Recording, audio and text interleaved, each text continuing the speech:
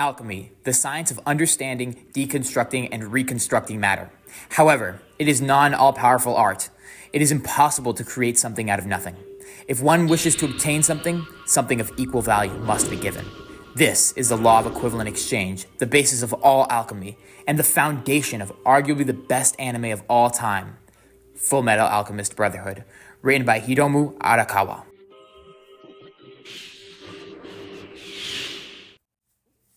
Fullmetal Alchemist Brotherhood, or FMAB for short, follows brothers Edward and Alphonse Elric, who tragically lose their mother to an illness. Following this, Edward and Alphonse, only about 10 years old at the time, attempt to resurrect their mother using alchemy. Sadly, not only does this not work, but Edward loses his arm and leg, and Alphonse loses his entire body. The only thing keeping Alphonse's soul from passing on is having been connected to a suit of armor by his brother using alchemy. Both of these techniques are forbidden by the Amestris country's government, since that would be like putting a price on a human life.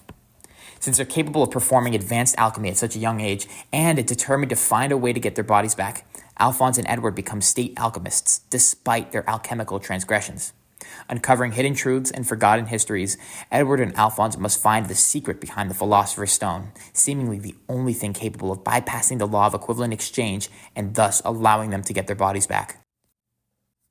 Throughout Fullmetal Alchemist Brotherhood, many stories and subplots are masterfully woven to fit an overarching narrative that explores themes of personal growth, friendship, family, religion, the value of human life, war, and revenge.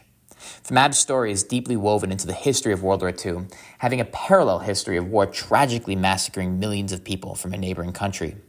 FMAB explores the aftermath of war on both the country ravaged by it and the country who committed the atrocity.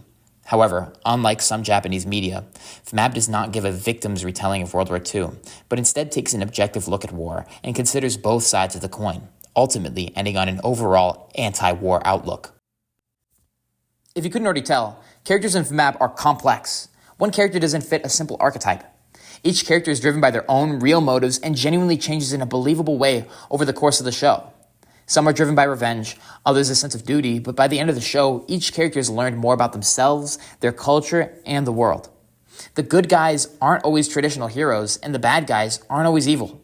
FMAB finds an amazing way of combining moral gray areas reminiscent of Osamu Tezuka's later works and the polarizing good versus evil from Tezuka's earlier works, overall creating a rich story just waiting to be unpacked by its viewer. I won't mention any examples of character growth here, but I encourage you to watch the show and come to your own conclusions. Although at heart a shonen anime, FMAB explores complex themes and ideas and forces viewers to think beyond just a surface level while giving an entertaining action mystery plot.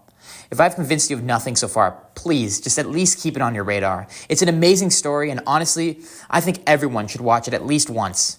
But that's it for me. Thanks for coming to my TED Talk.